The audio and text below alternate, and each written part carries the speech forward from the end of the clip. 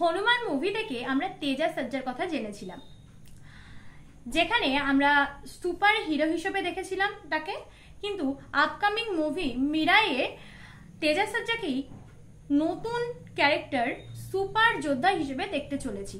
মিরায়ের teaser already release করে গেছে, যদিও এই মুভির টিজার বলবো না, ছোটখাটো একটা প্রমোশনাল গ্লিম্পস এসেছিল 1 বছর আগে, আর রিলিজ হওয়ার কথা ছিল 2025-এর 18ই এপ্রিল, কিন্তু সেটা তো হয়নি। যাই হোক, যে গ্লিম্পসটা এসেছিল সেটাতে অলরেডি আমরা জেনেছিলাম যে মুভির স্টোরি কি হতে চলেছে। সম্রাট অশোকের 9টা সিক্রেট আছে, সেই সিক্রেটের ওপরই বেস হতে চলেছে মুভিটা। প্লাস সেই সিক্রেটগুলোকে যারা রক্ষা করবে, যেসব যোদ্ধারা, তাদের ওপরে স্টোরি বেস।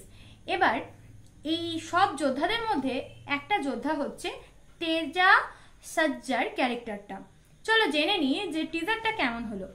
সানি টকের সঙ্গে সিনেমার জগতে হারিয়ে যাও আর ছোট্ট করে সবকিছু জেনে নাও। টিজারটার ডিউরেশন হচ্ছে 2 মিনিট 19 সেকেন্ডের।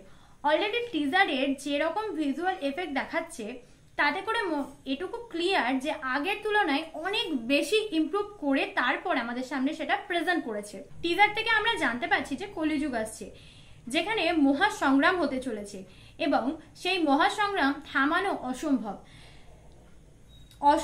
মানে সম্রাট অশোকের যে 9টা সিক্রেট রয়েছে, সেই 9টা সিক্রেটকে শেষ করে দিতে চলেছে ভিলেন, মানে যে ভিলেন হবে আর কি, রিভিল করা হয়নি।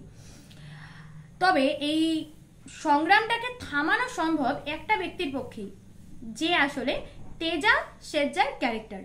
যদিও সে তার পাওয়ার সম্বন্ধে নিজেই জানে না, আস্তে আস্তে সে পাওয়ার সম্বন্ধে জানতে পারবে। যদিও তাকে একটা পাজল সলভ করতে হবে, 9টা বই 100টা কোশ্চেন, আর যাকে সাথ দেবে একটি লাঠি। আই থিঙ্ক এই লাঠিটাই মিরাই নাকি যোদ্ধা হিসেবে আমরা তেজা সজ্জাকে দেখছি, সেই মিরাই। তো এটা এখনো পর্যন্ত আমার কাছে ক্লিয়ার না ঠিক কথা। তবে তোমাদের বলে রাখি, মিরাই কথার মানে হচ্ছে ভবিষ্যৎ, মানে ফিউচার।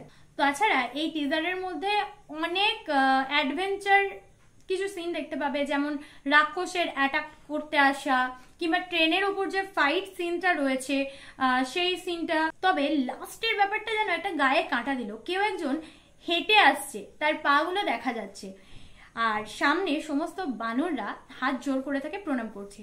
সেই ব্যক্তি আসলে কে? শ্রীরাম নাকি স্বয়ং হনুমানজি? এই ব্যাপারটা জানার জন্য আমি তো খুব এক্সাইটেড।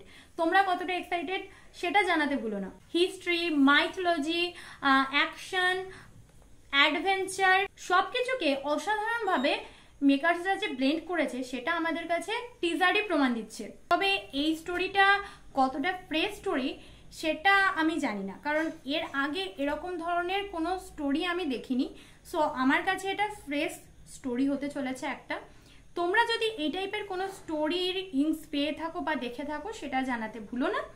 তবে একটা কথা বলি, এই যে লাঠির বেস যে স্টোরিটা, এটা কিন্তু আমরা অনেক জায়গায় শুনে এসেছি, তবে কতটা নতুনত্ব আছে সেটা তো জানবো খুব তাড়াতাড়ি। আপাতত আর কোনো আপডেট দেখা যায়নি।